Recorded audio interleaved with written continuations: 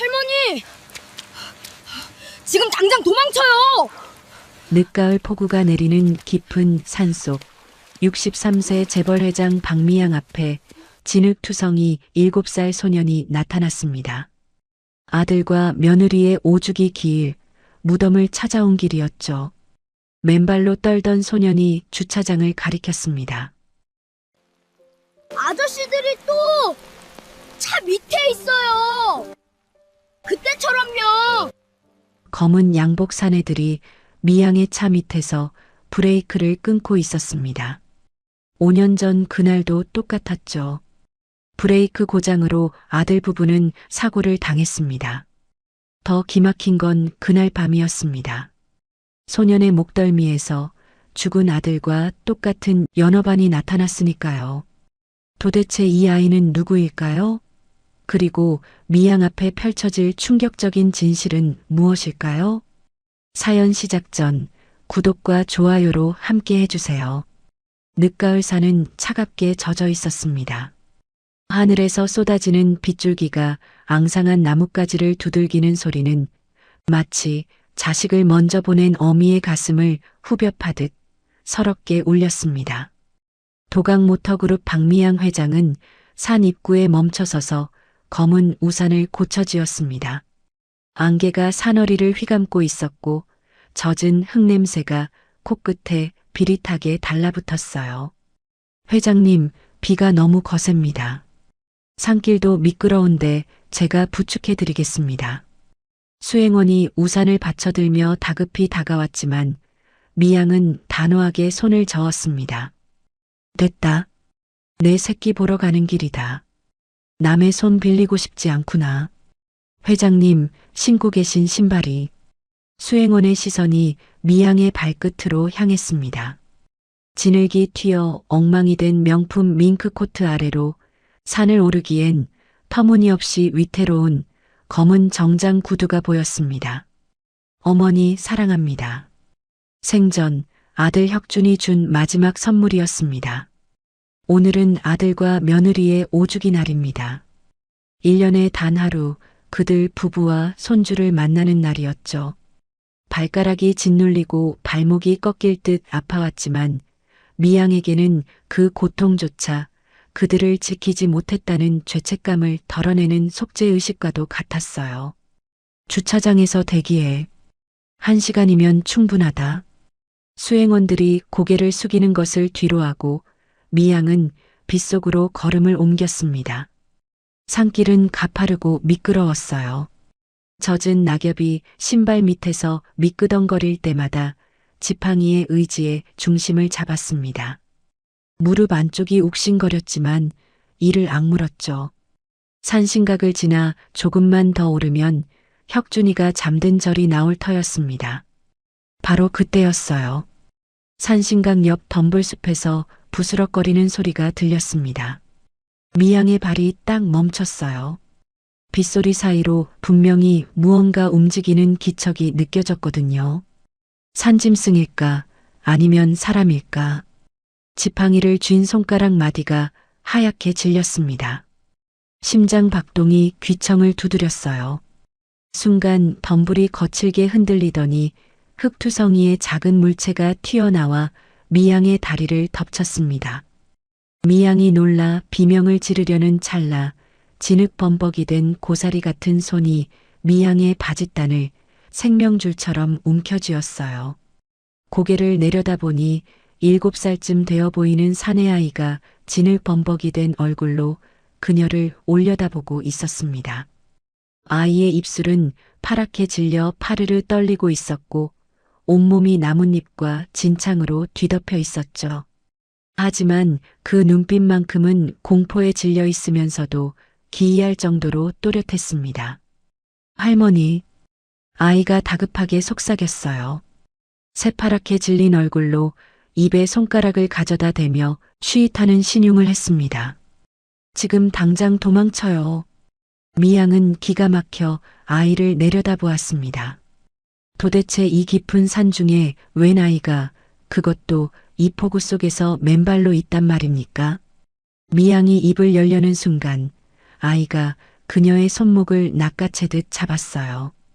얼음장같이 차가운 손에 7살 아이의 악력이라고는 믿기 힘들 만큼 필사적인 힘이었습니다. 아저씨들이 또 차 밑에 있어요. 그때처럼요. 빨리요. 들키면 죽어요. 아이는 미양을 끌다시피 하며 바위 뒤쪽으로 데려갔습니다. 좁은 틈새로 몸을 밀어넣자 주차장이 한눈에 내려다 보이는 은밀한 자리가 나왔어요. 미양은 반신반의하며 아래를 내려다보았습니다. 처음에는 아무것도 보이지 않았어요. 빗줄기가 시야를 가렸고 수행원들의 모습도 보이지 않았습니다. 담배를 피우러 갔나 하고 생각하는 순간이었죠.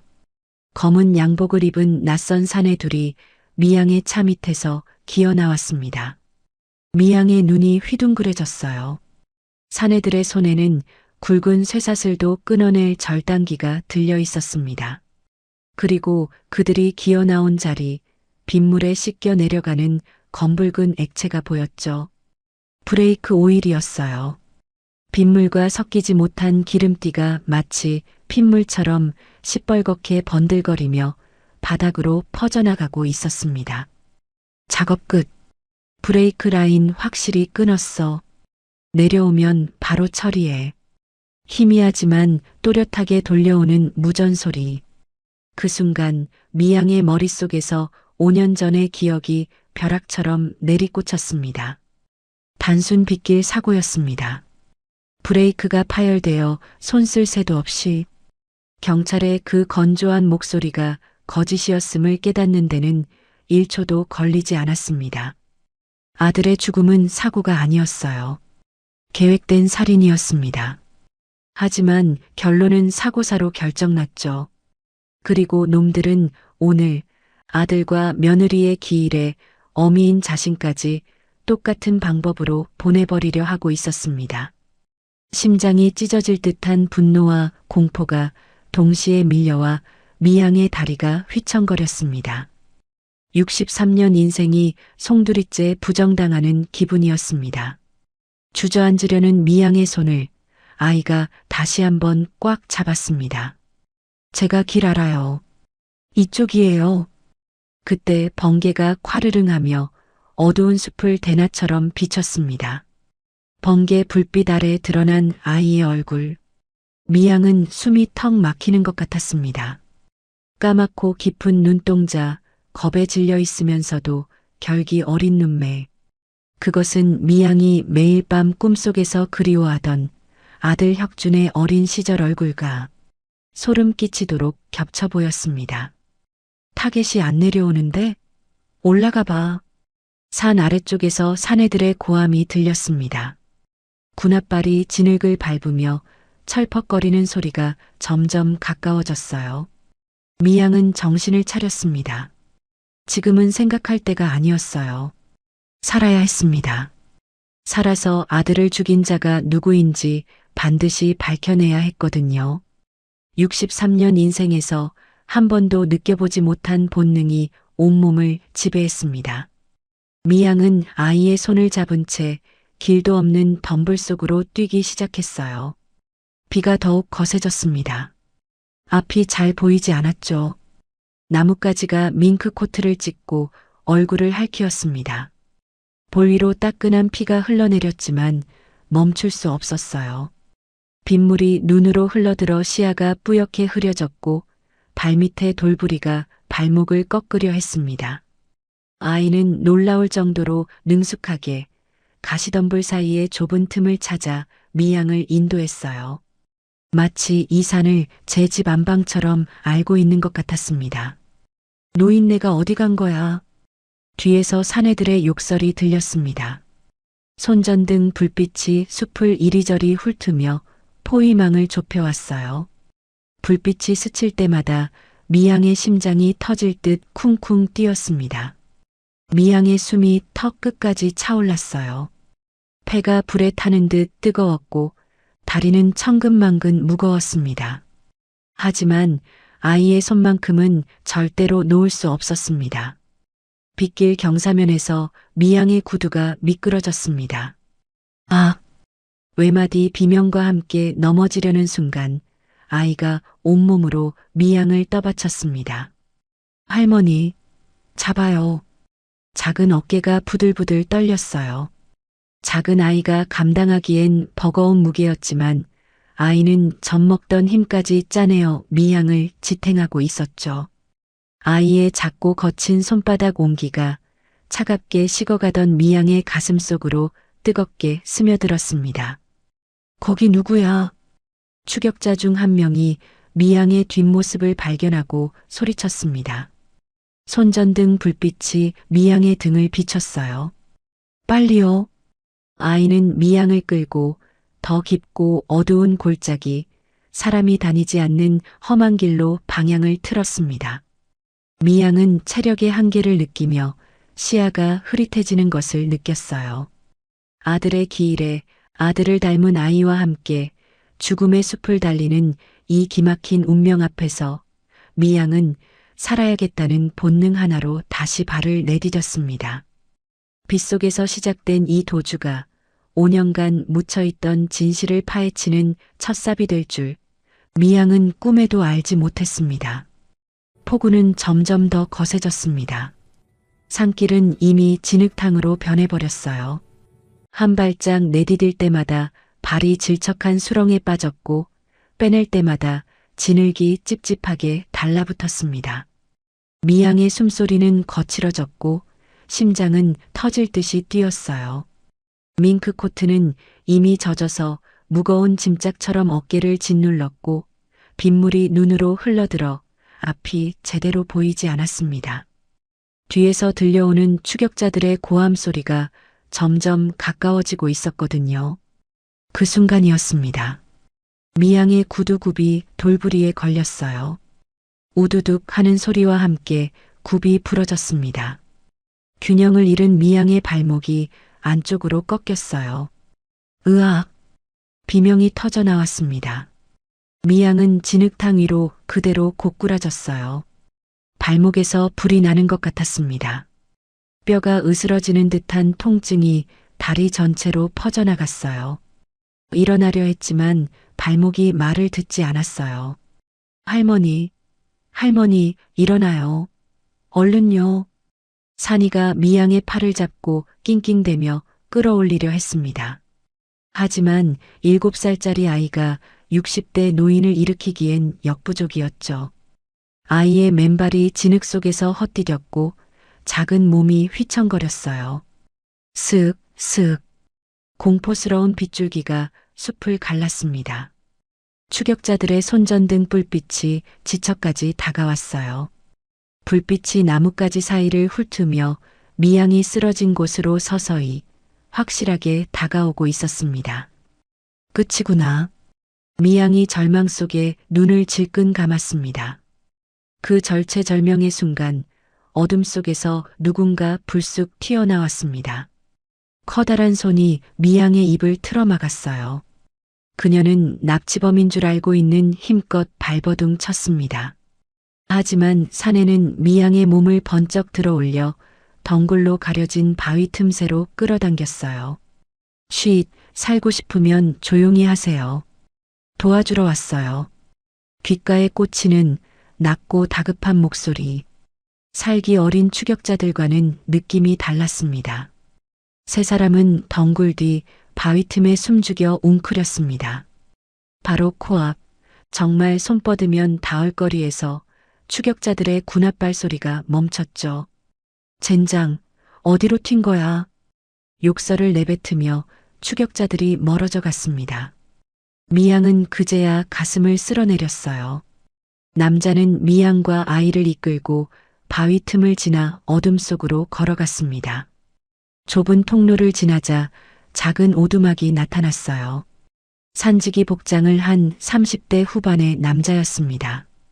얼굴은 수염으로 덥수룩했지만 눈빛만큼은 맑고 선했어요. 오두막 문을 열자 따뜻한 공기가 밀려왔습니다. 허름하지만 아늑한 공간이었어요. 한쪽 구석에는 작은 난로가 있었고 벽에는 말린 약초 다발이 주렁주렁 걸려 있었습니다. 낡은 나무 냄새와 약초 향이 뒤섞여 코끝을 간지렸어요. 어딘가 정겨운 냄새였습니다. 사나, 괜찮니? 남자가 아이를 품에 안으며 여기저기 다친 곳을 살폈어요. 거친 손이지만 아이를 다루는 모습은 한없이 부드러웠습니다. 아이는 남자의 품에 안겨 고개를 끄덕였어요. 미양은 경계심을 풀지 않았습니다. 지팡이를 들어 남자를 향해 겨누며 물었어요. 당신 누구요? 왜 우릴 도운 거요? 남자는 천천히 손을 들어 보이며 대답했습니다. 이성우라고 합니다. 이 산에서 약초를 캐며 먹고 사는 사람이에요. 성우는 미양의 날카로운 눈빛에도 아랑곳하지 않고 담담하게 말을 이었어요. 5년 전이었어요. 숲 입구에서 이 아이가 울고 있었습니다. 주변엔 아무도 없었어요. 버려진 거라 생각했습니다. 성우의 목소리가 잠시 떨렸어요. 그는 아이의 머리를 쓰다듬으며 말을 이었습니다. 하늘이 내게 준 아이라 여겼어요. 산이 이산이라 이름 지어 키웠습니다. 산에서 만났으니 산이라고요. 미양의 심장이 덜컥 내려앉았어요. 5년 전 그 애는 아들 혁준이 죽은 해였습니다. 아들 내외가 차 사고로 세상을 떠나던 그날 함께 타고 있던 손자 우비는 시신조차 찾지 못했거든요. 불에 타버렸다고 했어요. 뼈조각 하나 남지 않았다고 했습니다. 미양은 손자의 빈관 앞에서 피눈물을 흘렸었죠. 성우는 미양의 부러진 구두를 보더니 낡은 털신을 내밀었습니다. 이걸 신으세요. 젖은 옷도 말려야 합니다. 성우가 난로에 불을 지폈어요. 따뜻한 온기가 오두막 안에 퍼졌습니다. 미양은 추위에 바들바들 떠는 아이를 바라보았어요. 입술이 파랗게 질린 아이가 안쓰러워 젖은 상의를 벗겨주려 했습니다. 아이가 순순히 옷을 벗었어요. 그 순간 미양의 시선이 한 곳에 꽂혔습니다. 아이의 목덜미 뒤쪽이었어요. 붉은색 반점이 선명하게 드러났습니다. 연어 모양을 닮은 연어반. 아들 혁준이 어릴 때부터 가지고 있던 것과 똑같은 위치, 똑같은 모양이었어요. 크기도 색깔도 심지어 약간 휘어진 꼬리 부분까지 완벽하게 일치했습니다. 미양은 벼락을 맞은 것 같았어요. 온몸이 굳어버렸습니다. 떨리는 손으로 아이의 목덜미를 어루만졌습니다. 손끝으로 전해지는 따뜻한 피부. 분명히 실제 안은 살아있는 온기였어요. 꿈이 아니었습니다. 혁준아. 아들의 이름이 입 밖으로 새어나왔어요. 미양의 눈에서 뜨거운 눈물이 쏟아졌습니다. 5년 동안 가슴에 묻어두었던 슬픔이, 그리움이, 한이 한꺼번에 터져 나오는 것 같았어요. 할머니, 간지러워요. 아이가 해맑게 웃었습니다. 그 웃음이 어린 시절 혁준이의 웃음과 너무나 닮아 있었어요. 미양은 아이를 끌어안고 소리 없이 울었습니다. 그녀는 눈물을 훔치며 성우에게 물었습니다. 목소리가 떨렸지만 재벌 회장으로서의 날카로움은 여전했죠. 아이를 발견했을 때 옷이나 소지품 같은 건 없었소? 담요 말고는 아무것도요? 성우의 눈빛이 흔들렸어요. 시선을 피하며 입술을 달싹거렸습니다. 난로 불빛에 비친 그의 얼굴에 그림자가 짙게 드리웠어요. 아무것도 없었습니다. 그냥 아이만 있었어요. 분명한 거짓말이었습니다. 미양은 수십 년간 사업을 하며 숱한 사람들을 만나왔어요. 협상 테이블에서, 이사회에서, 수많은 거래처에서 거짓말하는 사람의 눈빛이었던지 누구보다 잘 알았거든요. 성우는 무언가를 숨기고 있었습니다. 하지만 지금은 추궁할 때가 아니었죠. 밖에서는 여전히 추격자들의 무전소리와 수색하는 발소리가 들려왔습니다. 이 산을 빠져나가려면 이 남자의 도움이 절실했어요. 밤이 깊어갔습니다. 빗소리는 조금 잦아들었지만 바람소리는 여전히 으스스하게 오두막 벽을 흔들었습니다. 산이는 어느새 미양의 품에 안겨 잠들어 있었어요. 작은 입에서 고른 숨소리가 새어나왔습니다. 미양은 아이에게 체온을 나눠주며 작은 얼굴을 하염없이 바라보았어요. 긴 속눈썹, 오똑한 콧날, 앙다문 입술, 영락없는 제 아비의 모습이었습니다. 우리 우빈이가 살아있었어. 신이 나를 버리지 않았어. 미양은 잠든 아이의 이마에 입술을 가볍게 대었어요. 따뜻한 온기가 입술 끝에 전해졌습니다. 아이의 머리카락에서 비냄새와 흙냄새가 났지만 미양에게는 그 어떤 향수보다 달콤하게 느껴졌어요. 가슴속 깊은 곳에서 무언가가 다시 타오르기 시작했습니다. 5년간 꺼져가던 삶의 의지가 활활 불타올랐어요. 날이 밝으면 반드시 살아서 돌아가겠다고 미양은 다짐했습니다. 이 아이를 제자리로 돌려놓겠다고요. 도강그룹의 진짜 후계자, 내 피를 이은 손자를 세상에 당당히 내놓겠다고요. 하지만 미양은 아직 알지 못했습니다. 성우가 숨기고 있는 진실이 무엇인지, 그리고 그 진실이 얼마나 거대한 어둠과 연결되어 있는지를요. 날이 밝았습니다. 밤새 쏟아지던 빗줄기가 잦아들고 산 전체를 자욱한 안개가 휘감았어요. 오두막 창문 너머로 보이는 세상은 온통 뿌연 우윳빛이었습니다. 마치 현실과 꿈의 경계가 흐려진 것 같았어요. 미양은 밤새 한숨도 자지 못했습니다. 품에 안긴 산이의 얼굴을 바라보며 뜬 눈으로 밤을 지새웠거든요. 아이의 고른 숨소리를 들으며 수천 번도 넘게 다짐했어요. 반드시 이 아이를 제자리로 돌려놓겠다고요. 성우 씨, 미양이 난로 앞에서 약초를 정리하던 성우를 불렀습니다. 나를 저택까지만 데려다 주시오. 살해는 반드시 하겠소. 성우는 고개를 저었어요. 돈 때문에 하는 일이 아닙니다. 당연히 해야 할 일이에요. 성우는 오두막 뒤에 세워둔 낡은 트럭을 끌고 왔습니다. 녹이 쓴 짐칸에 쌀포대와 약초 자루를 쌌더니 그 뒤쪽 좁은 틈에 미양과 산이를 숨겼어요. 냄새나는 마대자루 사이로 몸을 구겨넣자 등이 아팠지만 미양은 불평하지 않았습니다. 살아서 돌아가는 것이 먼저였으니까요. 트럭이 덜컹거리며 산길을 내려갔습니다. 국도로 접어들었을 때였죠. 갑자기 전방에서 붉은 경광등이 번쩍였어요. 미양의 심장이 철렁 내려앉았습니다. 경찰 검문소였어요. 트럭이 멈춰섰습니다. 창문을 두드리는 소리가 들렸어요. 납치 용의 차량 수색 중입니다. 뒤 좀 봅시다. 미양의 숨이 멎는 것 같았어요. 납치라니. 누가 납치 신고를 한 거죠? 조연필? 그자가 손을 쓴 게 분명했습니다. 자신을 죽이려다 실패하자 이번엔 납치범으로 몰려는 거예요. 성우가 트럭에서 내리는 소리가 들렸습니다. 발소리가 짐칸 쪽으로 다가왔어요. 철컥. 짐칸 덮개가 확 젖혀졌어요. 햇빛이 쏟아져 들어왔습니다. 미양은 산이를 끌어안고 숨을 죽였어요. 쌀포대 틈 사이로 경찰의 구두 끝이 보였습니다. 심장이 귀청을 때렸어요. 바로 그때였습니다. 애취. 산이가 재채기를 하려 했어요. 먼지가 코를 간지렸던 거죠. 미양은 번개처럼 손을 뻗어 아이의 입과 코를 틀어막았습니다.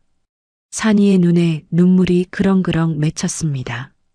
온몸을 부들부들 떨면서도 끝까지 숨을 참아냈습니다. 7살짜리가요. 이상 없네. 통과. 경찰이 덮개를 다시 덮었어요.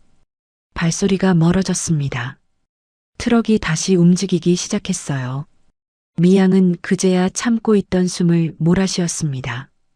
산이의 이마에 송골송골 맺힌 땀을 손으로 닦아주며 미양은 아이를 꼭 끌어안았습니다. 트럭은 험한 새길을 달려 도강그룹 본가 저택의 뒷문으로 향했어요. 식자재 반입구였습니다.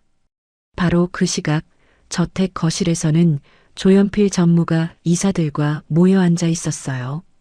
현필의 얼굴에는 슬픔이 가득했습니다. 물론 연기였죠. 회장님께서 산에서 실족하신 것으로 보입니다. 경찰에서도 수색을 포기했다는 연락이 왔어요. 현필은 손수건으로 눈가를 훔치는 신용을 했어요.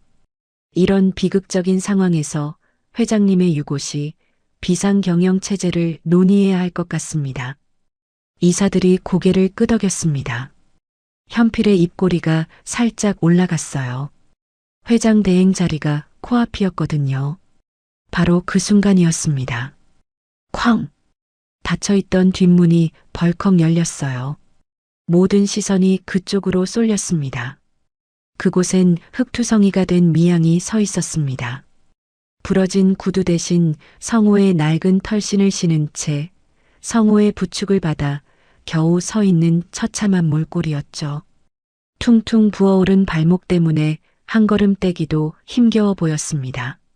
하지만 헝클어진 머리카락 사이로 빛나는 눈빛만큼은 그 어느 때보다 서슬퍼런 회장 박미양 그대로였습니다. 장내가 찬물을 끼얹은 듯 조용해졌습니다. 현필의 얼굴이 사색이 되어 굳어졌죠. 회장님, 살아계셨습니까? 현필이 말을 더듬으며 뒷걸음질 쳤습니다. 저희는 걱정이 되어서 밤새 수색대를 보내고 걱정? 미양이 코웃음을 치며 성호의 어깨에 기대어 힘겹게 한 발을 내디뎠습니다. 고통으로 미간이 찌푸려졌지만 그녀는 현필을 쏘아보며 일갈했어요. 내가 죽기라도 바란 눈치군. 장례 준비라도 하고 있었나?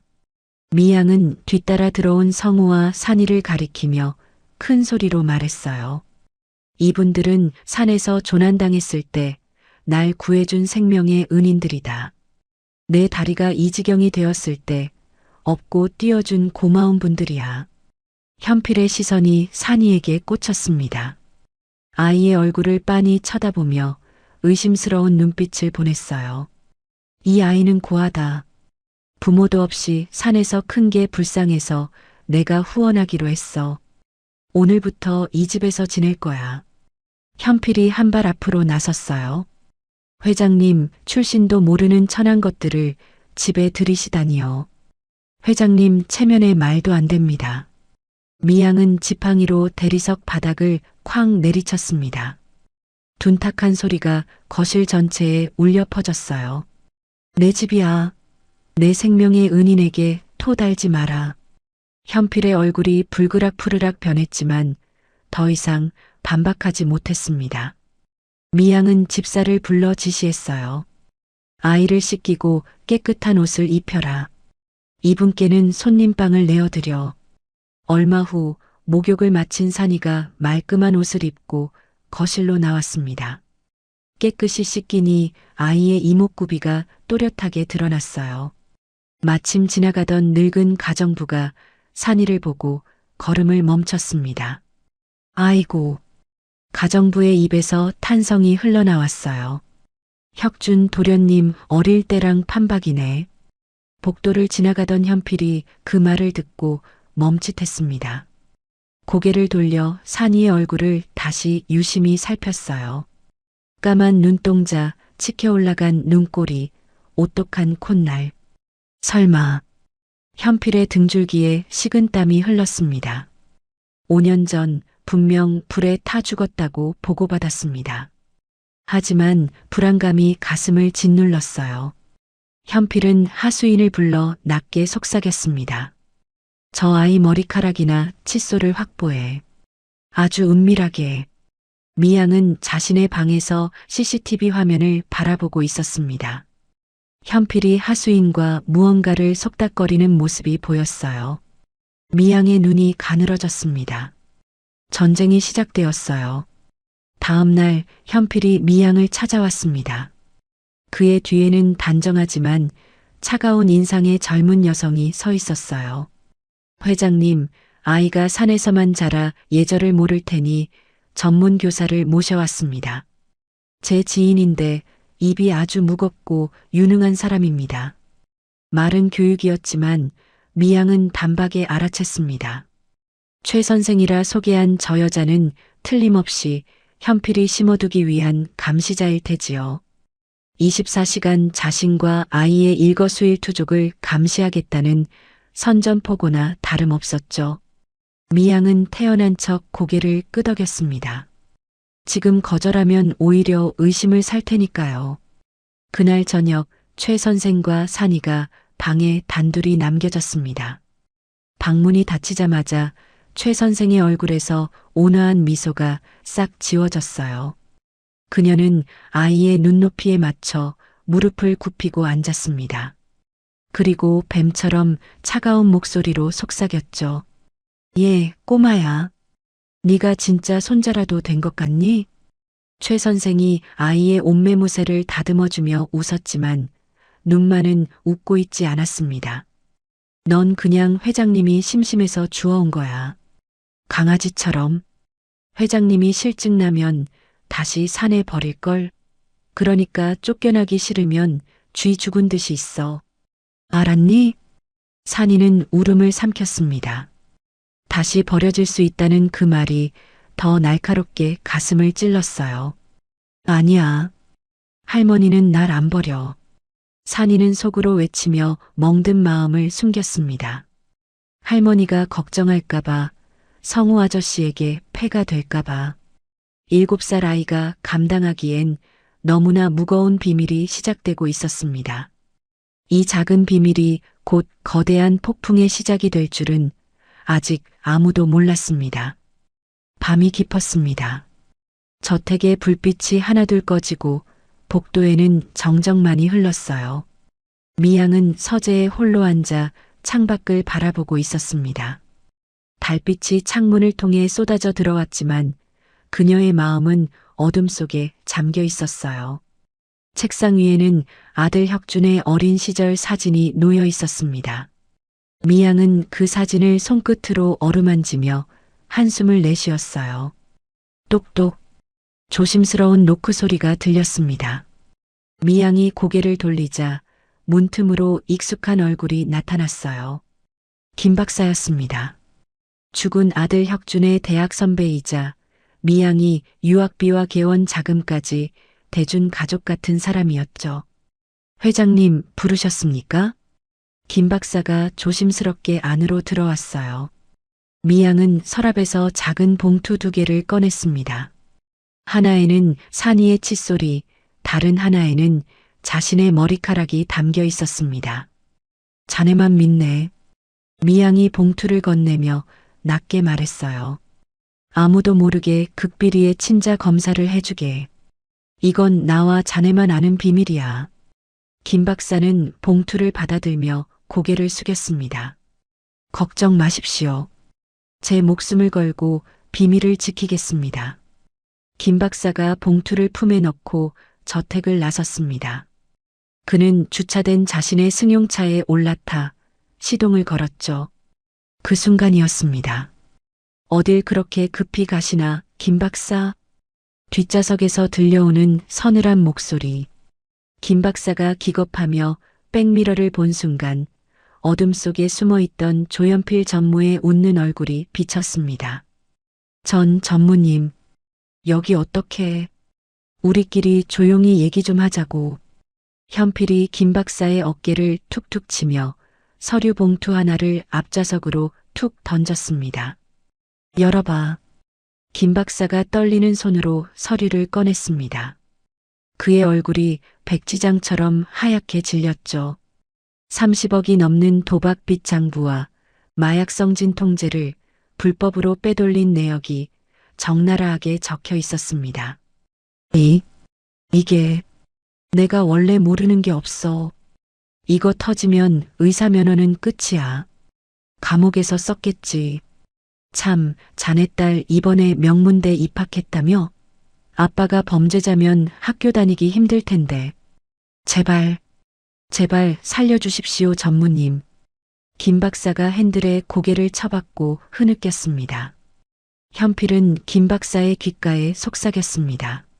살고 싶으면 검사 결과 받고. 너무 간단하잖아. 며칠 후 김 박사가 다시 미양의 저택을 찾았습니다. 미양은 떨리는 손으로 결과 봉투를 받아들었어요. 기대감에 눈이 반짝였습니다. 손자라는 확신을 얻는 순간 당장 세상에 공표할 생각이었습니다. 5년간 죽은 줄만 알았던 핏줄이 살아 돌아왔다고요. 봉투를 뜯고 결과지를 펼친 순간 미양의 표정이 순식간에 굳어졌습니다. 조선관계 성립 안 한 불일치. 이럴 리가 없어. 미양의 목소리가 떨렸습니다. 결과지를 쥔 손이 사시나무 떨듯 흔들렸어요. 연어반이 똑같은데. 눈매가. 혁준이 어릴 때랑 판박이인데. 이럴 리가 없어. 김 박사는 고개를 숙인 채 대답했어요. 목소리에 힘이 없었습니다. 눈을 마주치지 못했어요. 과학은 거짓말을 하지 않습니다. 그냥 우연히 닮은 아이일 뿐입니다. 죄송합니다. 김 박사가 도망치듯 방을 나가자 미양은 다리에 힘이 풀려 바닥에 주저앉았습니다. 결과지가 힘없이 손에서 미끄러져 떨어졌어요. 지난 며칠간 품었던 희망이 산산조각 나 날카로운 파편이 되어 가슴을 찔렀습니다. 그날 밤부터였어요. 회장님, 약 드실 시간입니다. 현필에게 매수된 가정부가 김이 모락모락 나는 탕약을 들고 들어왔습니다. 입맛 없어.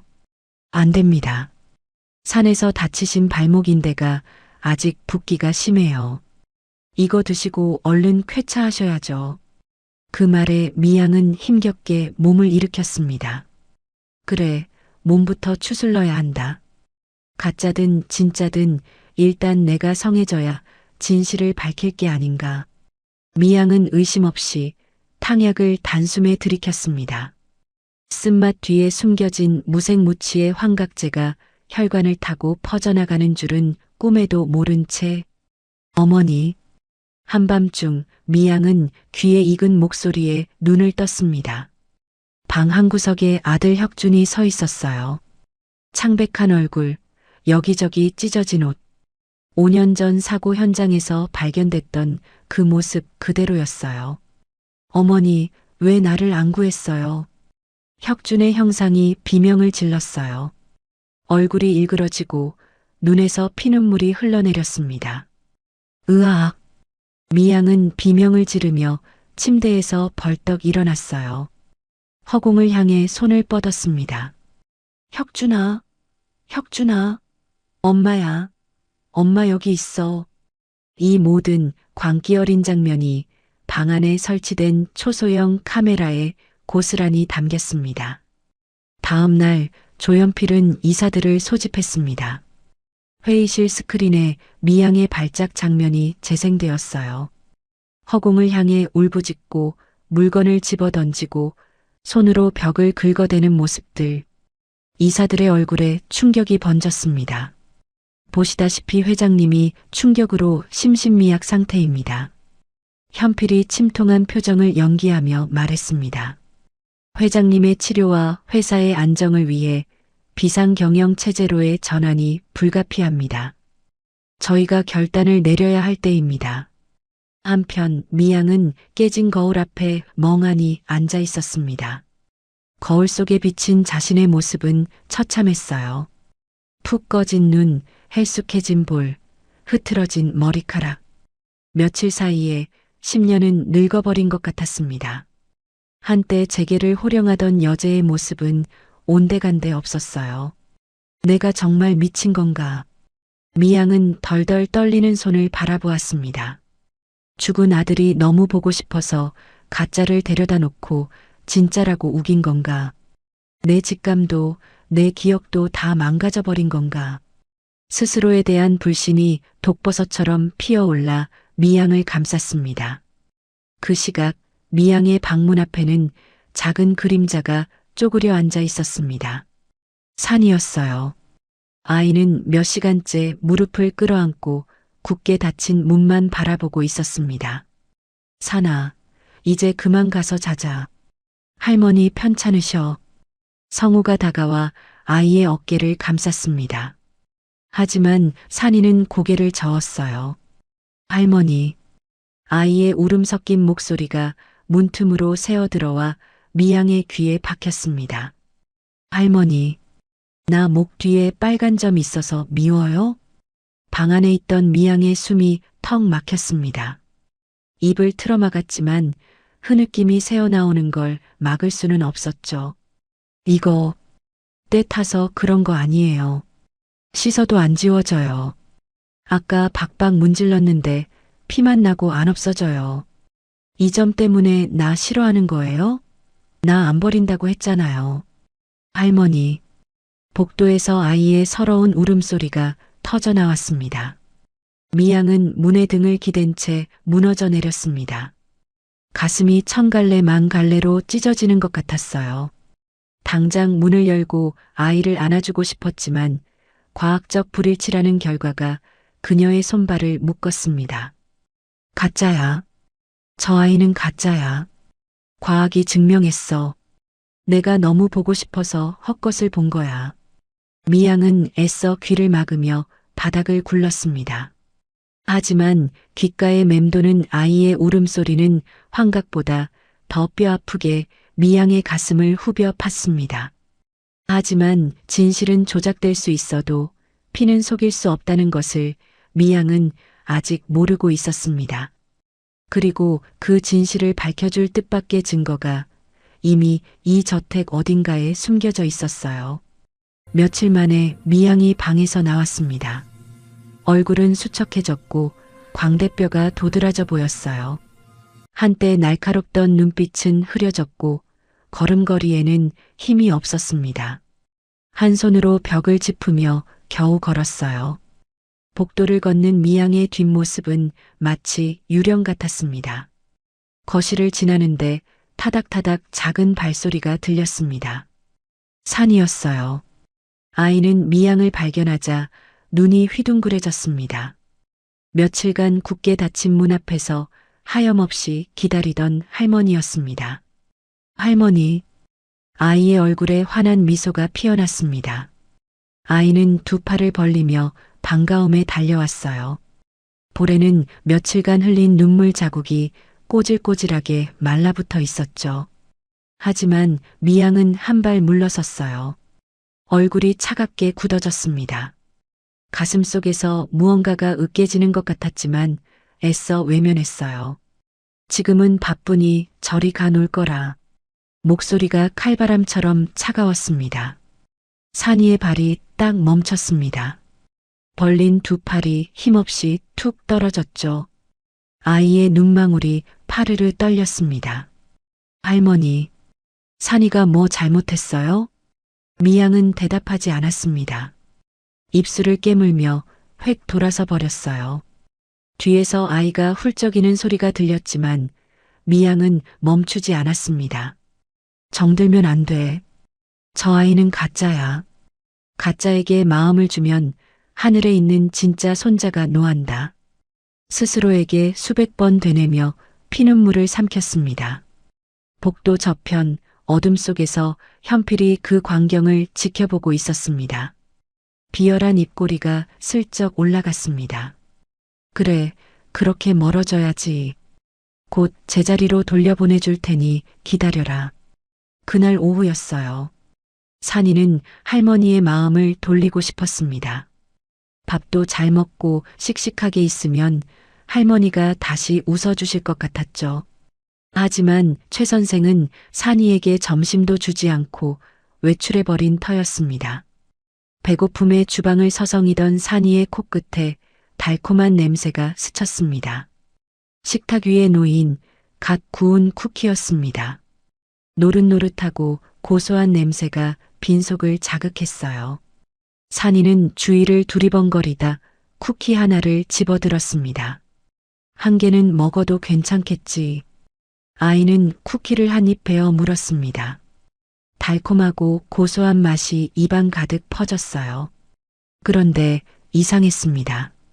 삼키자마자 목구멍이 간질거리기 시작했어요. 처음엔 부스러기가 걸린 줄 알았지만 간질거림은 순식간에 타는 듯한 통증으로 변했습니다. 목 안쪽이 풍선처럼 부풀어 오르는 것 같았어요. 숨을 쉬려는데 공기가 들어오지 않았죠. 캑, 캑, 흑. 산이가 목을 움켜쥐며 거실 바닥에 쓰러졌습니다. 하얗던 얼굴이 순식간에 파랗게 질렸고 온몸에 붉은 두드러기가 쉴 틈 없이 올라왔죠. 아이가 숨을 안 쉬어요. 지나가던 가사 도우미의 비명소리가 저택을 뒤흔들었습니다. 방에 있던 미양이 비명을 듣고 뛰쳐나왔습니다. 무슨 일이야? 거실 바닥에 쓰러진 산이를 본 순간 미양의 심장이 덜컥 멈추는 것 같았습니다. 아이는 파랗게 질린 채 눈이 뒤집혀가고 있었어요. 그녀는 바닥에 떨어진 쿠키 조각을 발견하고 소리쳤습니다. 이 쿠키에 뭘 넣었어? 요리사가 사색이 되어 벌벌 떨며 대답했습니다. 땅콩 가루를 넣었습니다. 고소하라고. 미양의 머릿속이 하얘졌어요. 땅콩? 죽은 아들 혁준에게는 치명적인 땅콩 알레르기가 있었습니다. 어릴 때 땅콩이 든 과자를 모르고 먹었다가 기도 폐쇄로 죽을 뻔한 적도 있었죠. 그 끔찍한 기억이 지금 눈앞의 아이에게서 재현되고 있었습니다. 김 기사, 얼른 차 준비시켜. 미양은 구급차를 기다릴 새도 없이 아이를 번쩍 안아들었습니다. 60대 노인의 어디서 그런 힘이 나왔는지 모를 괴력이었어요. 죽지 마라. 제발 죽지 마라. 미양은 불덩이 같은 아이를 안고 미친 듯이 뛰었습니다. 병원으로 가는 차 안 미양은 산이의 손을 꽉 잡고 끊임없이 말을 걸었습니다. 조금만 버텨라 아가. 할머니가 미안해. 제발 숨 쉬어. 아이의 손끝이 보라색으로 변해가고 있었습니다. 미양의 눈에서 뜨거운 눈물이 뚝뚝 떨어져 아이의 얼굴을 적셨어요. 이 아이가 가짜든 진짜든 상관없었습니다. 그저 살려만 달라고 내 목숨을 가져가도 좋으니 제발 살려만 달라고 빌고 또 빌었죠. 응급실에 도착하자마자 의료진이 달려들었습니다. 아나필락시스 쇼크입니다. 산소 마스크 씌워. 분주한 의료진 사이로 산이가 멀어져 갔습니다. 미양은 응급실 문이 닫히는 순간 다리에 힘이 풀려 주저앉고 말았습니다. 1시간이 1년 같았습니다. 초조하게 손톱을 물어뜯으며 서성이던 미양 앞에 의사가 나타났습니다. 천만다행입니다. 조금만 늦었으면 기도가 완전히 막힐 뻔했어요. 지금은 안정을 찾았습니다. 미양은 그제야 벽을 짚고 긴 숨을 토해냈어요. 병실로 들어가니 산이는 산소 마스크를 쓴 채 잠들어 있었습니다. 창백한 얼굴이었지만 숨소리는 고르게 돌아와 있었습니다. 미양은 침대 옆 의자에 앉아 조심스럽게 아이의 작은 손을 잡았습니다. 그 순간 산이가 힘겹게 눈을 떴습니다. 할머니, 가느다란 목소리였습니다. 산이는 미양을 보자마자 눈물을 글썽였습니다. 할머니, 죄송해요. 산이가 맘대로 주워 먹어서. 흑. 그러더니 아이는 미양의 손등에 자신의 볼을 가져다 댔습니다. 부드러운 볼을 미양의 거친 손등에 살살 비비며 아이가 웅얼거렸습니다. 산이가 말 안 들어서 잘못했어요. 순간 미양의 심장이 멎는 듯 했습니다. 그것은 아들 혁준이 어릴 때 미양에게 혼나거나 아플 때마다 하던 특유의 버릇이었습니다. 엄마 미안해요 하며 손등에 볼을 비비던 그 애교. 누구에게도 가르쳐 준 적 없는 혁준이만의 습관. 머리 뒤에 연어반, 땅콩 알레르기, 그리고 이 행동까지. 이 모든 게 우연일 확률은 없었습니다. 미양의 머릿속에서 안개가 거치듯 섬광이 스쳤습니다. 김 박사의 결과는 조작됐어. 누군가 내 눈과 귀를 가린 게 분명해. 미양은 터져 나오려는 오열을 손으로 틀어막았습니다. 과학 따위 필요 없었습니다. 핏줄이 당기는 이 뜨거운 느낌, 내 유전자가 기억하는 이 본능이 말해주고 있었습니다. 이 아이는 내 손자야. 내 아들 혁준이 남긴 핏줄이야. 미양은 아이를 부서질세라 품에 꼭 안았습니다. 미안하다. 할머니가 미안해. 눈물이 하염없이 흘러내렸습니다. 그때였습니다. 병실 문 밖에서 인기척이 느껴졌습니다. 문 유리 너머로 누군가 안을 염탐하는 그림자가 어른거렸어요. 현필이 심어둔 감시자였습니다. 미양은 순간 눈물을 닦고 표정을 싹 바꿨습니다. 그녀는 아이의 손을 꽉 잡은 채 일부러 문 밖까지 들리도록 고래고래 소리를 질렀습니다. 에이그, 징글징글하다 정말. 산에서 있던 벌은 못 고치고 아무거나 주워 먹더니 이 사단이나 별꼴을 다 보겠네. 미양의 독설에 산이가 놀란 토끼 눈을 하고 올려다보았습니다. 하지만 미양은 눈으로 아이에게 간절한 신호를 보냈습니다. 미안하다. 이건 연기야. 널 지키려는 거야. 미양은 소리는 지르면서도 손으로는 아이의 머리를 그 어느 때보다 다정하게 쓰다듬었습니다. 내가 너 때문에 10년은 늙는다 늙어. 꼴도 보기 싫으니 낫기만 해봐라.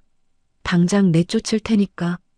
미양의 표독스러운 연기에 문 밖의 그림자가 안심한 듯 사라지는 것이 보였습니다. 그제야 미양은 안도의 한숨을 내쉬며 아이를 다시 품에 안았습니다. 창밖 병원 화단에는 성우가 모자를 눌러 쓴 채 병실을 올려다보고 있었습니다. 미양과 눈이 마주치자 그가 고개를 작게 끄덕였어요. 든든한 아군이 밖을 지키고 있었습니다. 미양은 잠든 아이의 이마에 입술을 대고 속으로 맹세했습니다. 이제부터 할머니가 다 알아서 하마. 저 뱀 같은 놈들을 속이려면 내가 더 지독한 독사가 되어야 해. 미양의 눈빛에서 패배감은 사라지고 서늘한 살기가 감돌았습니다. 반격은 이제부터였습니다. 산이가 퇴원했습니다. 미양은 직접 아이의 손을 잡고 저택으로 돌아왔어요. 겉으로는 여전히 무뚝뚝한 표정이었지만 눈빛만은 달랐습니다. 차갑게 얼어붙었던 눈이 어느새 따스하게 녹아 있었거든요. 방에 가서 쉬어라. 미양이 짧게 말했어요. 하지만 산이의 등을 쓰다듬는 손길은 한없이 부드러웠습니다. 그날 저녁 미양은 성우가 묵고 있는 방을 찾아갔어요. 아이의 짐을 좀 보고 싶네. 성우는 잠시 망설였습니다. 하지만 미양의 단호한 눈빛에 고개를 끄덕였어요. 그는 방 구석에서 낡은 보찜 하나를 꺼내왔습니다. 산이가 산속 오두막에서 나올 때 챙겨온 것이었어요. 해진 천 사이로 솜이 삐져나온 헝겊 인형 하나, 낡은 옷가지 몇 벌이 전부였습니다. 이게 다입니까? 네. 산이가 손에서 절대 안 놓는 인형이에요. 제가 주운 날부터 꼭 쥐고 있었습니다. 며칠이 흘렀습니다. 마당에서 날카로운 목소리가 들렸습니다. 최 선생이었죠. 어머, 냄새. 이렇게 더러운 물건을 안 버리고 왜 방에 둔대? 미양은 창문을 내다보았습니다. 최 선생이 산이의 짐보따리를 마당에 내동댕이 치고 있었어요. 손에는 휘발유 통이 들려 있었습니다. 기름이 천위로 쏟아졌어요. 산이가 울며불며 매달렸습니다. 안 돼요. 그거 우리 엄마란 말이에요. 주세요. 최 선생은 아이를 밀쳐내며 싸늘하게 비웃었습니다. 예. 이거 회장님이 시키신 일이야. 이제 너 같은 거 꼴도 보기 싫으니까 냄새나는 흔적 싹 다 지우라고. 거짓말이었습니다. 하지만 산이에게는 세상이 무너지는 소리였어요. 할머니가 자신을 버리려 한다는 생각에 아이의 얼굴이 하얗게 질렸습니다. 거짓말. 할머니가 그럴 리 없어. 못 믿겠어? 그럼 태워보면 알겠네. 찰칵. 불꽃이 튀었고 순식간에 휘발유에 불이 옮겨 붙었습니다. 펑. 주황색 불길이 하늘로 솟구쳤습니다. 안 돼. 엄마. 아이의 비명이 마당을 가득 채웠습니다. 작은 손이 불길 속에서 무언가를 움켜쥐려 했어요. 옷자락에 불이 옮겨 붙었습니다. 산이야. 미양이 계단을 뛰어내려갔습니다. 63세의 나이를 잊은 듯 전속력으로 달렸어요. 무릎이 욱신거렸지만 멈출 수 없었습니다. 불길 앞에 다다르자 망설임 없이 뛰어들었어요. 산이를 밀쳐내고 아이의 옷에 붙은 불을 손으로 털어냈습니다. 그리고 타들어가는 헝겊 인형을 맨손으로 움켜쥐었어요. 흑! 손바닥이 타는 듯한 고통이 느껴졌습니다. 하지만 미양은 인형을 놓지 않았어요. 마당 바닥에 굴러 불을 껐습니다. 인형은 반쯤 타버렸고 미양의 오른손바닥에는 시뻘건 화상 자국이 선명했습니다. 미양은 천천히 고개를 들었어요. 최 선생이 당황한 표정으로 서 있었습니다. 이게 뭐 하는 짓이야? 미양의 목소리는 낮고 차가웠습니다. 내 집에서 당장 나가. 다시는 내 눈에 띄지 마.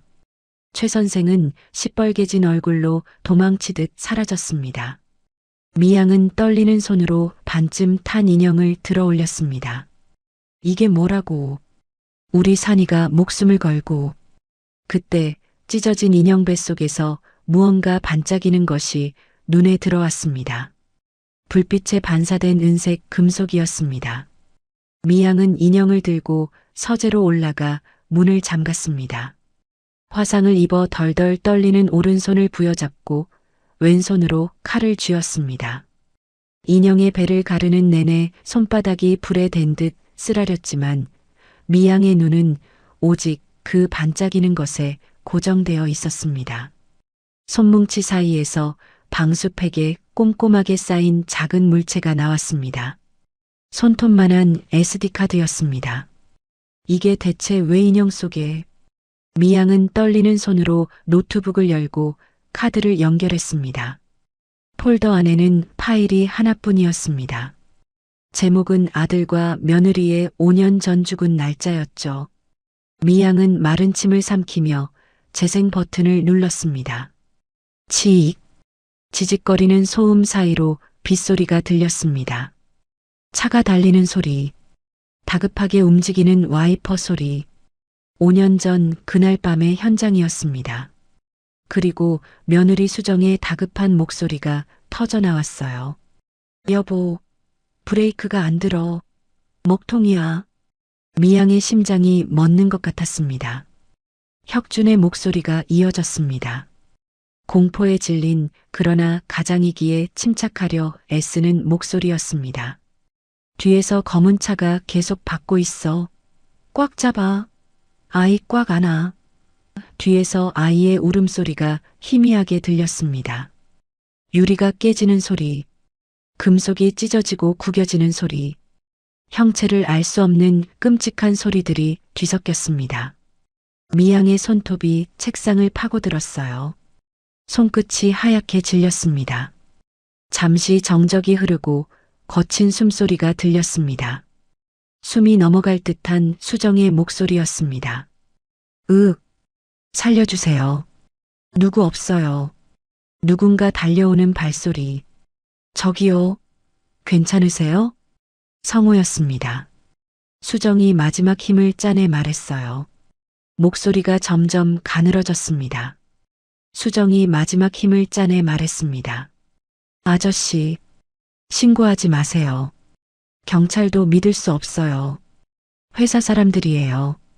미양의 눈이 커졌습니다. 회사 사람들, 범인은 내부에 있었던 걸까요? 제발, 우리 아이, 저 사람들 눈에 띄면 죽어요. 우리처럼 아저씨 아들로 숨겨서 키워주세요. 부탁해요. 숨이 끊기는 소리와 함께 녹음이 멈췄습니다. 미양은 책상에 엎드려 소리 없는 비명을 질렀습니다. 온몸이 경련하듯 떨렸습니다.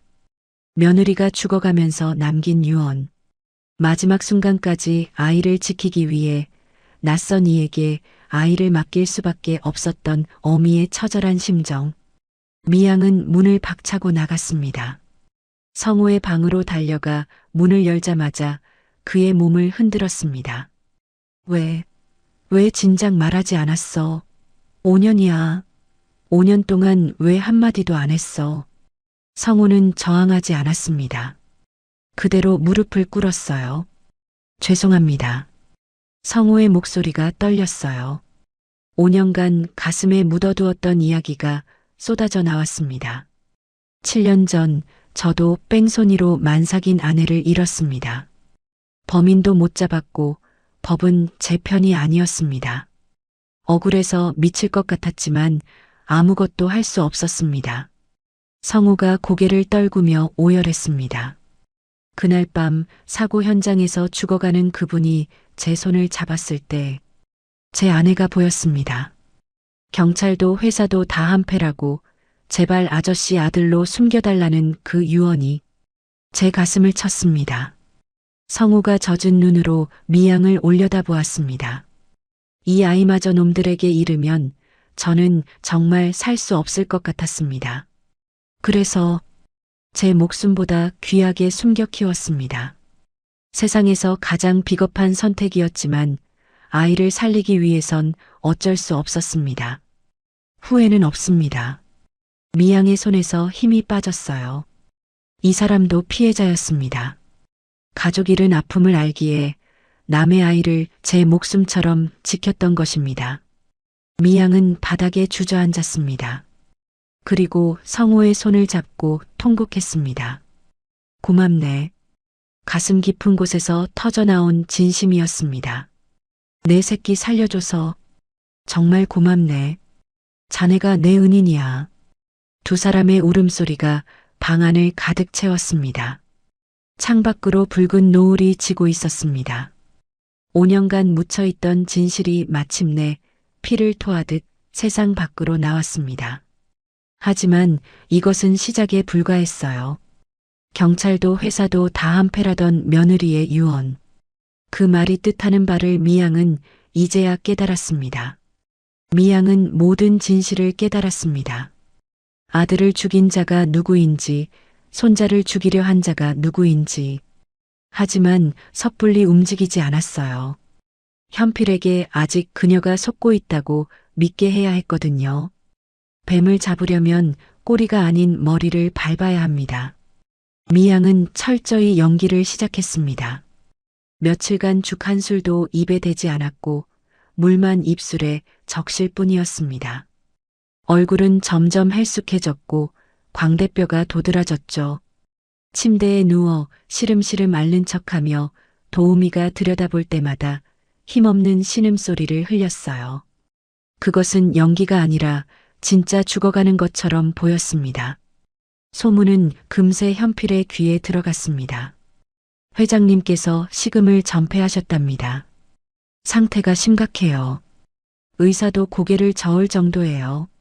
현필은 보고를 받고 곧장 주방으로 갔습니다. 약은 다 마셨나? 네, 전무님. 한 방울도 남기지 않고 싹 비우셨습니다. 현필이 빈 약탕기 바닥을 확인했습니다. 찌꺼기 하나 없이 깨끗했어요. 환각제가 든 약을 꼬박꼬박 마셨다는 증거였죠. 그제야 현필의 입가에 비릿한 미소가 번졌습니다.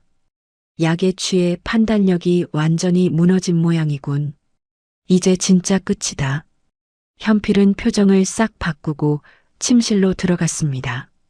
미양은 이불을 가슴까지 끌어올린 채 초점 없는 눈으로 천장을 응시하고 있었습니다. 부르셨습니까, 회장님? 현필이 침대 옆에 섰습니다. 걱정 가득한 목소리였지만 속으로는 쾌재를 부르고 있었습니다. 미양이 힘겹게 입을 열었습니다. 숨을 쉴 때마다 가슴이 가파르게 오르내렸죠. 조전무, 난 이제 지쳤네. 회장님, 무슨 약한 소리십니까? 얼른 기운 차리셔야죠. 아니야. 자네가 회사를 맡아주게. 난 더 이상 버틸 힘이 없어. 현필의 눈이 번뜩였습니다. 30년을 기다려온 순간이었습니다. 미양은 고개를 돌려 창밖을 보며 덧붙였습니다. 그리고 저 아이와 성호도 내 눈에 띄지 않게 산으로 돌려보내주게. 예. 볼 때마다 죽은 아들 생각이 나서 미칠 것 같아. 가짜라는 걸 알면서도 자꾸 마음이 가서 괴로워. 제발 내 눈앞에서 치워주게. 현필은 회심의 미소를 감추며 고개를 숙였습니다. 알겠습니다. 회장님 뜻대로 처리하겠습니다. 현필이 방을 나가자 미양의 눈빛이 순식간에 달라졌습니다. 흐리멍덩하던 동공에 서늘한 살기가 돌았습니다. 죽어가던 노인은 없었습니다. 사냥감을 노리는 맹수만이 침대에 앉아 있었죠. 1시간 뒤 저택 뒷문으로 미양의 최측근 변호사가 은밀히 들어왔습니다. 20년간 도강그룹을 지켜온 아들 혁준의 대학 동창이기도 했어요. 미양은 작은 봉투를 건넸습니다. 산이의 칫솔과 자신의 머리카락이 들어 있었습니다. 자네 내일 미국 출장이지? 네, 회장님. FBI 연계연구소에 직접 의뢰해. 여긴 틀렸어. 이미 놈들에게 매수당했거든. 미양의 목소리는 낮지만 단단했습니다. 결과는 암호화된 메일로만 받고 절대 한국 서버를 통하지 마. 자네 목숨과 내 목숨, 그리고 도강의 미래가 달린 일이야. 변호사는 미양의 결기 어린 눈빛을 보고 사태의 심각성을 직감하며 비장하게 고개를 끄덕였습니다. 같은 시각 현필은 집무실에서 커튼을 치고 은밀한 통화를 하고 있었습니다. 오늘 밤이야. 산으로 돌아가는 트럭을 덮쳐. 현필의 목소리에 잔인함이 묻어났습니다. 노인네가 마음 바뀌기 전에 확실히 처리해. 5년 전 그때처럼 사고사로 위장하고 불을 질러서 증거를 없애. 알겠나? 전화를 끊은 현필은 와인 잔을 들며 창밖을 내려다보았습니다. 오늘 밤만 지나면 도강그룹은 완전히 자신의 것이 되는 것이었죠. 하지만 현필은 꿈에도 몰랐습니다. 자신이 거미줄에 걸린 팔이라는 것을요. 미양은 성호를 은밀히 불러 낡은 열쇠 하나를 쥐어주었습니다. 오늘 밤 떠나는 척해. 하지만 진짜 산으로 가는 게 아닐세. 성호의 눈이 커졌습니다. 트럭을 몰고 폐공장 지대로 가게. 거긴 내 남편이 처음 모터 사업을 시작했던 곳이야. 폐공장? 말씀이십니까? 그래. 그 공장 지하에 자네만 들어갈 수 있는 비상 벙커가 있어. 남편이 비자금이나 기밀 서류를 보관하던 요새지. 놈들은 절대 그 입구를 못 찾을 거야. 미양은 성호의 손을 꽉 잡았습니다. 내 사설 경호팀이 그곳에 매복해 있을 거야. 놈들이 미끼를 물면 우리가 덮친다. 저녁이 되었습니다. 붉은 노을이 저택을 물들였어요. 성호와 산이는 낡은 짐을 챙겨 현관 앞에 섰습니다. 누가 보아도 쫓겨나는 모양새였어요. 집안 사람들이 멀찍이 서서 수군거렸습니다.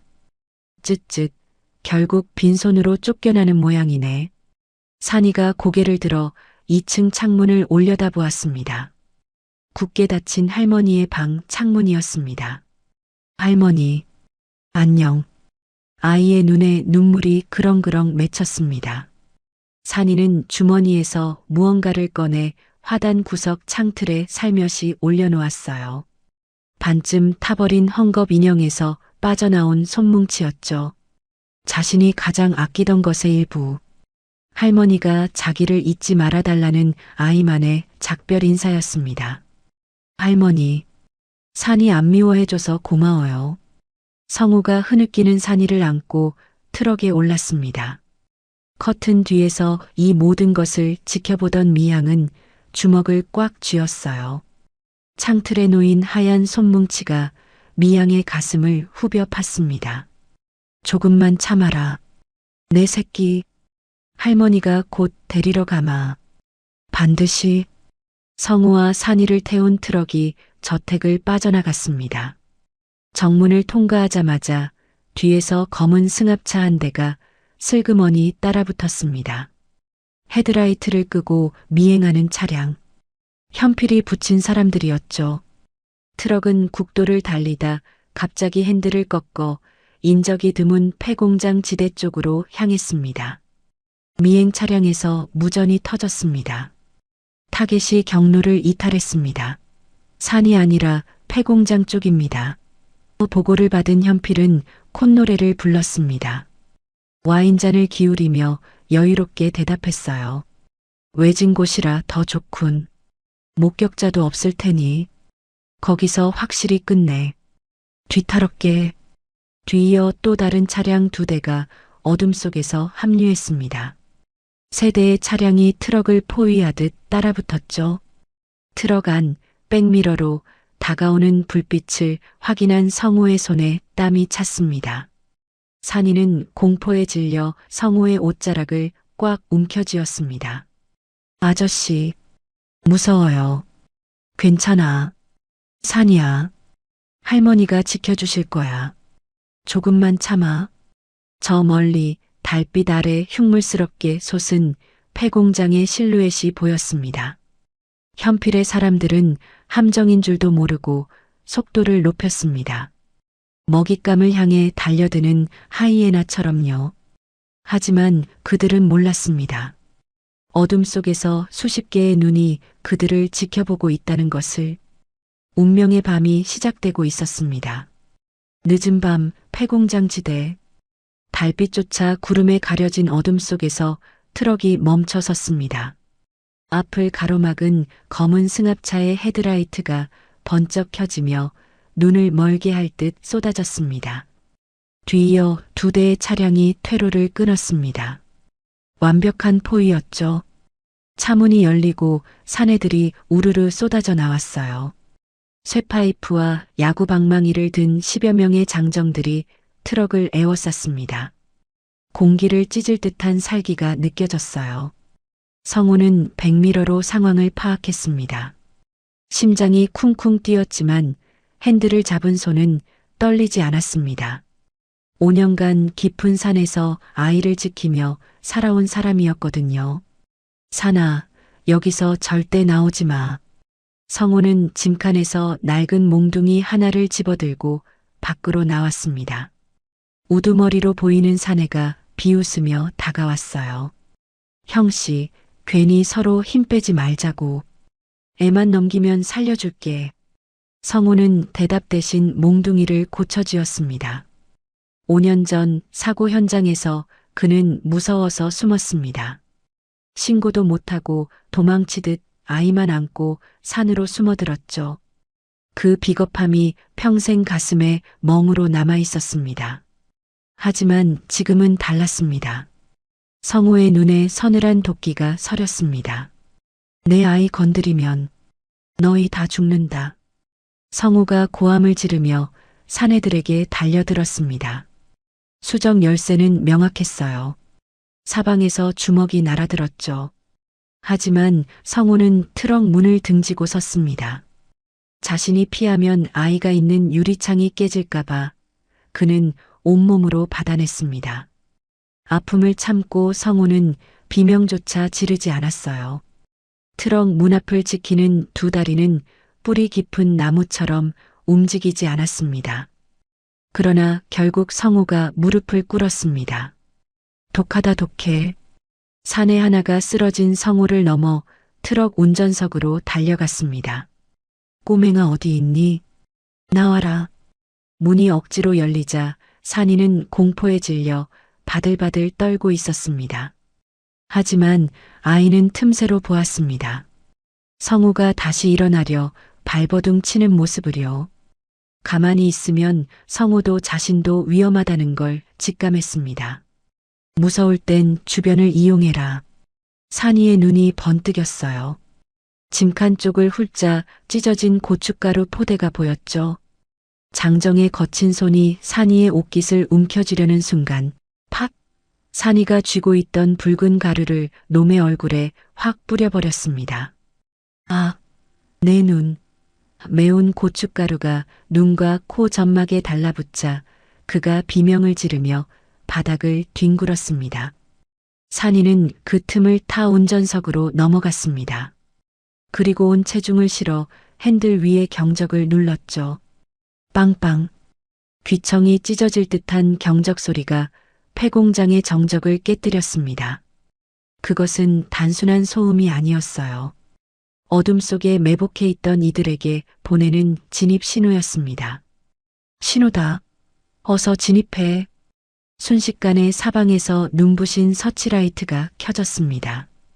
대낮처럼 밝아진 빛에 사내들이 눈을 가리며 당황했습니다. 컨테이너 위에서, 폐건물 창문에서, 사각지대 곳곳에서 검은 복장의 사내들이 튀어나왔습니다. 미양의 최정예 경호팀이었죠. 모두 꼼짝 마. 상황은 순식간에 종료되었습니다. 훈련받은 요원들 앞에 내로라 하는 사내들도 상대가 되지 않았습니다. 놈들은 줄줄이 제압당해 굴비처럼 엮였어요. 경호팀장이 우두머리를 붙잡고 녹음기를 들이댔습니다. 누가 시켰어? 사실대로 말하면 선처해주지. 사내는 겁에 질려 덜덜 떨며 자백했습니다. 조연필 전무요. 저희는 돈 받고 시키는 대로 했을 뿐입니다요. 현필의 숨통을 끊을 결정적 증거였죠. 다음 날 아침, 도강그룹 본사 대회의실에서 임시 주주총회가 열렸습니다. 안건은 박미양 회장 해임안. 현필이 승리를 확신하며 준비한 잔치였습니다. 미양은 대기실에 홀로 앉아 있었습니다. 검은 상복 같은 옷을 입고 태블릿 화면을 응시했습니다. 심장이 터질 듯 뛰었습니다. 띠링. 암호화된 메일이 도착했습니다. 미국 FBI 연계연구소에서 온 결과였습니다. 미양은 떨리는 손으로 파일을 열었습니다. 조선관계 99.9999% 일치. 미양의 눈에서 뜨거운 눈물이 주르륵 흘러내렸습니다. 5년을 기다려온 순간이었어요. 과학이, 유전자가 증명했습니다. 산이는 자신의 손자, 혁준의 아들이었던 것이었죠. 미양은 눈물을 훔치고 자리에서 일어났습니다. 그리고 입고 있던 검은 옷을 미련 없이 벗어 던졌습니다. 옷장에는 강렬한 붉은색 정장이 걸려 있었습니다.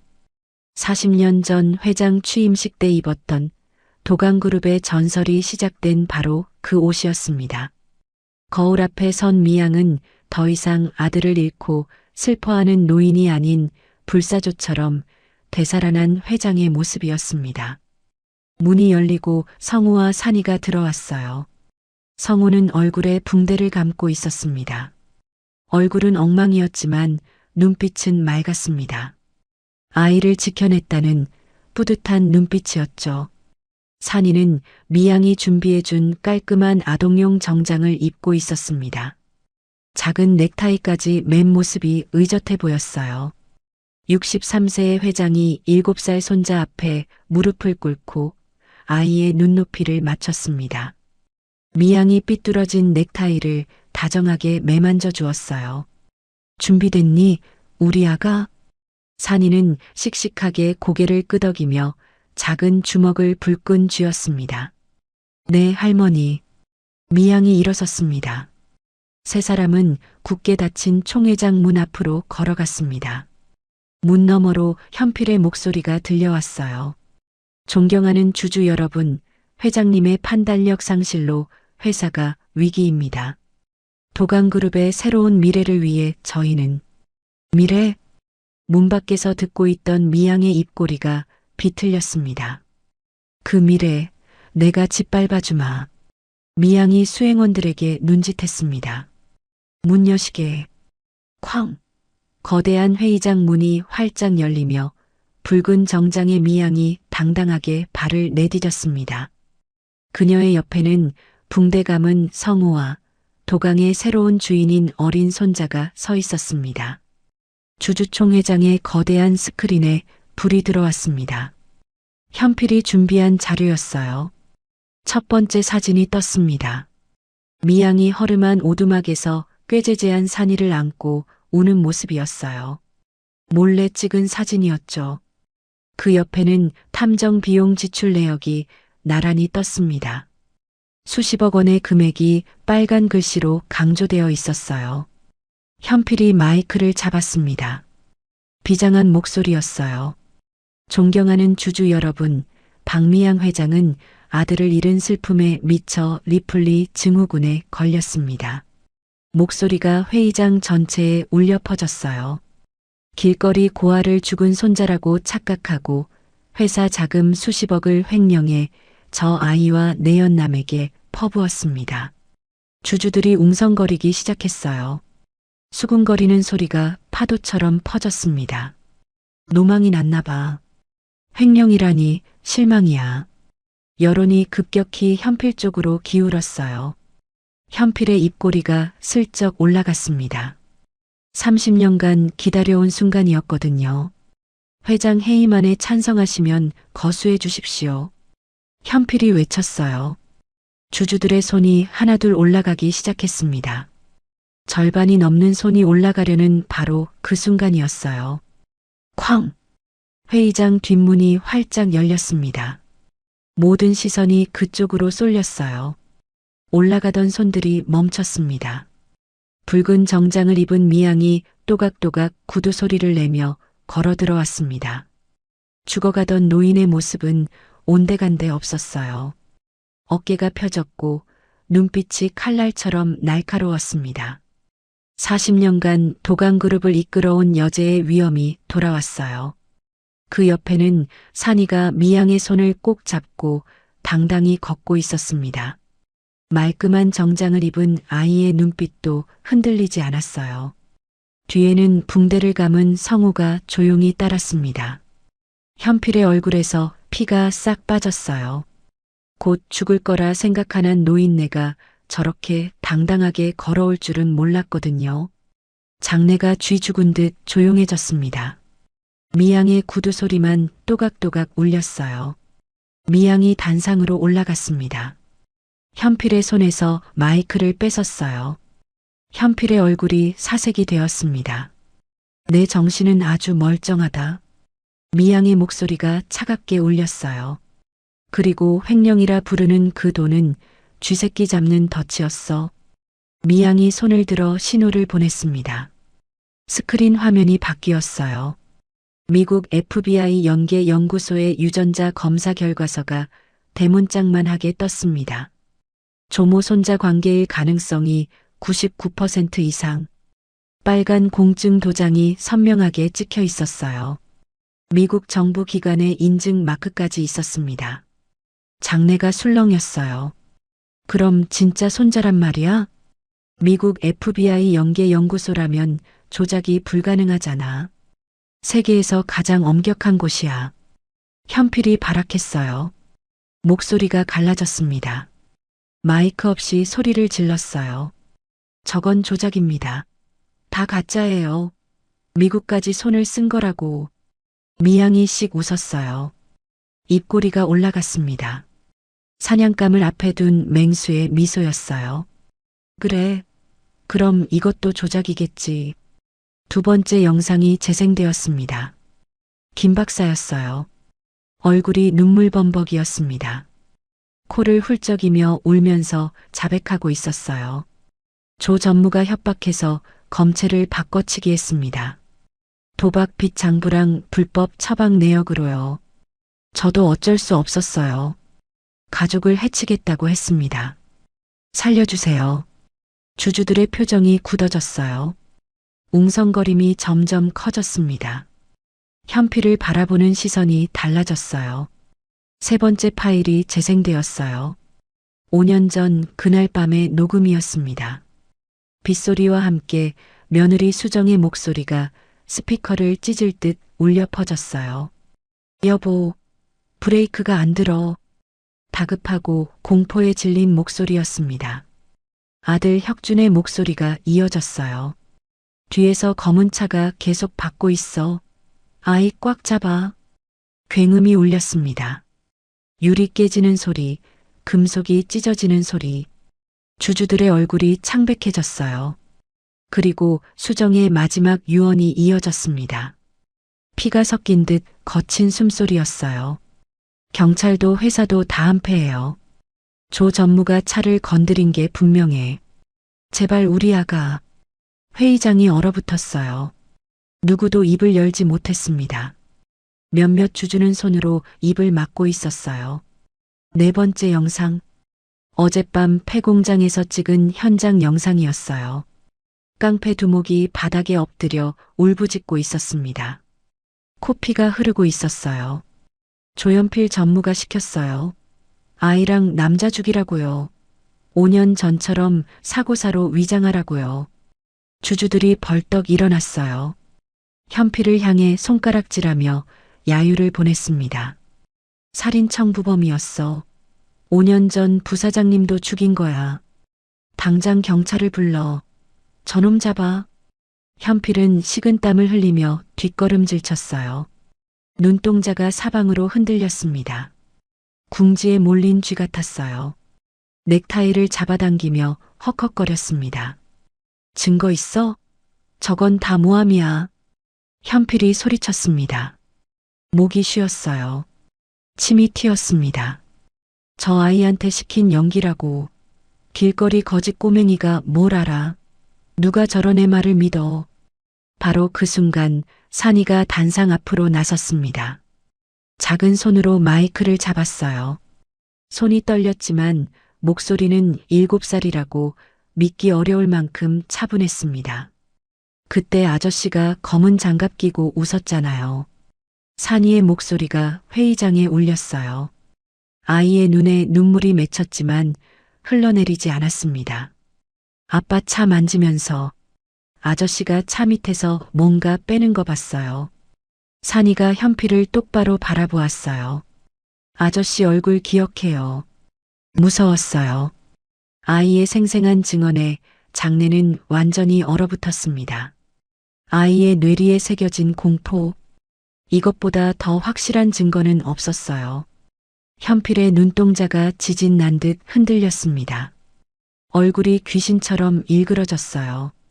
입에서 거품이 일었습니다. 그 순간 현필의 눈이 뒤집혔습니다.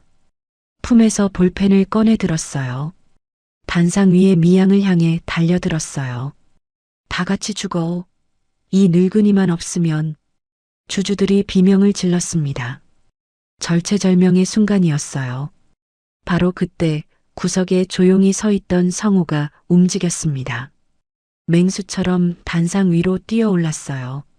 붕대 감긴 얼굴이었지만 눈빛은 맹렬하게 살아있었습니다. 7년간 산에서 갈고 닦은 몸이었어요. 날렵한 돌려차기가 현필의 손목을 정확히 가격했습니다. 캉! 주주들이 비명을 질렀습니다. 성우는 그대로 현필의 목덜미를 잡아 바닥에 꽂아버렸어요. 팔을 비틀어 등 뒤로 꺾었습니다. 뼈가 삐걱거리는 소리가 났어요. 으악! 팔! 내 팔! 현필이 비명을 질렀습니다. 얼굴이 대리석 바닥에 짓눌렸어요.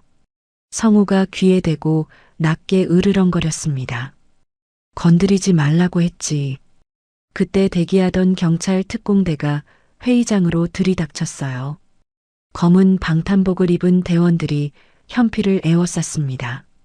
수갑이 현필의 손목에 채워졌어요. 찰칵 하는 소리가 유난히 크게 울렸습니다.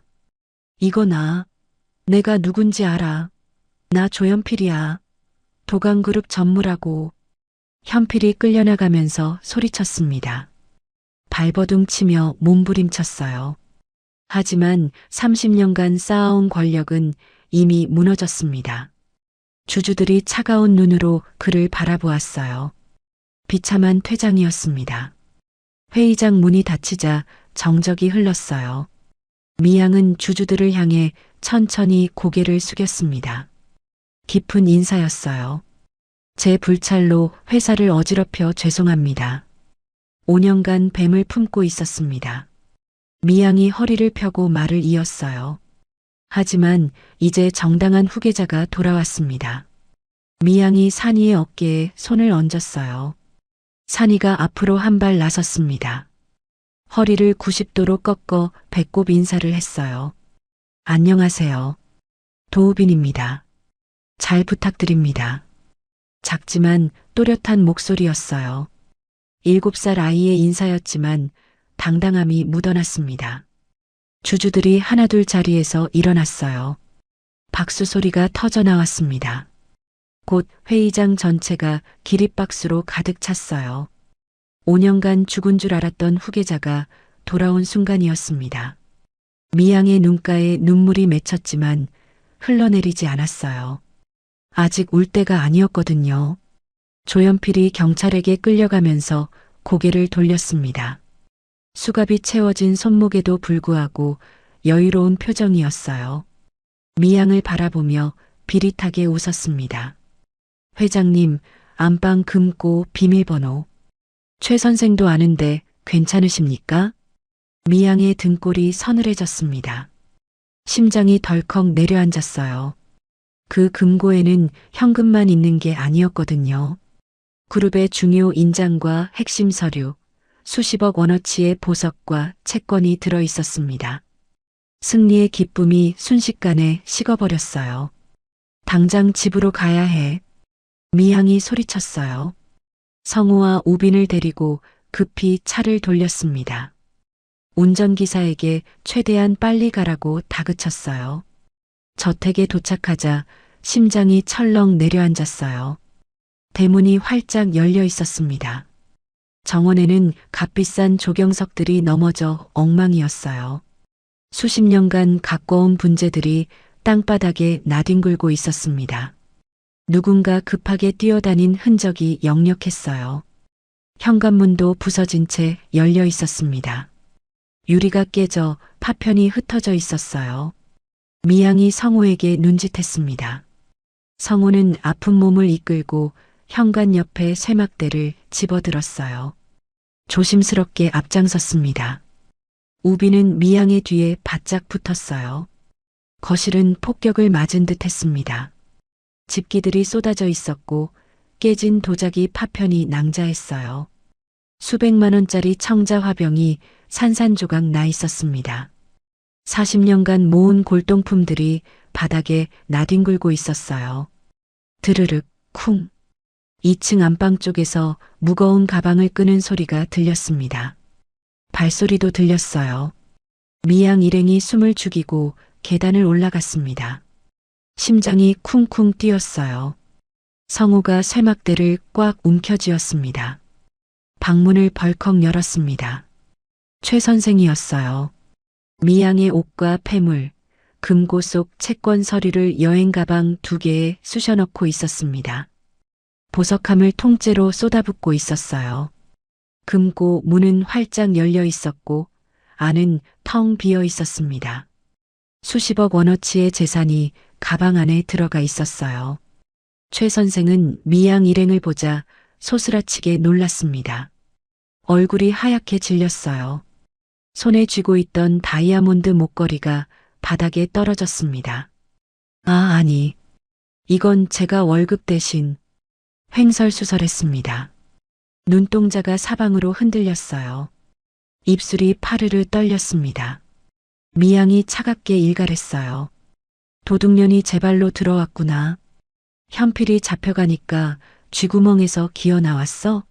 그 가방 놓고 썩 꺼져라. 궁지에 몰린 최 선생의 눈빛이 독하게 변했어요. 독사 같은 눈이었습니다. 산이를 학대하던 바로 그 눈빛이었어요. 그녀는 무거운 여행 가방을 성우 쪽으로 냅다 집어 던졌습니다. 흑! 부상당한 성우가 가방에 맞아 휘청거렸습니다. 그 사이 최 선생은 미친 듯이 방문을 박차고 복도로 뛰쳐나갔어요. 비켜! 다 비키라고! 최 선생은 길을 막는 미양을 힘껏 밀쳐버렸습니다. 젊은 여자의 힘이었어요. 미양이 벽에 부딪혀 주저앉았어요. 63세의 몸은 충격을 버티지 못했습니다. 어깨가 욱신거렸어요. 우빈이 할머니 하고 소리쳤습니다. 최 선생은 그 틈을 타 1층으로 연결된 계단으로 내달렸어요. 구두를 벗어 던지고 맨발로 뛰었습니다. 성우가 다리를 절며 쫓아갔습니다. 하지만 어젯밤 깡패들에게 당한 부상이 발목을 잡았어요. 거리가 벌어졌습니다. 이대로면 놓칩니다. 바로 그때였어요. 미양의 뒤에 숨어있던 우빈이 재빨리 움직였습니다. 복도 끝에 별관 연결 통로 쪽으로 뛰었어요. 이 저택에서 며칠을 살면서 구조를 꿰뚫고 있었거든요. 아이만 아는 지름길이었습니다. 최 선생이 1층 현관으로 도망치려는 순간이었어요. 삐비빅. 현관문 자동 잠금 장치가 소리를 내며 잠겼습니다. 최 선생이 당황해서 문을 흔들었어요.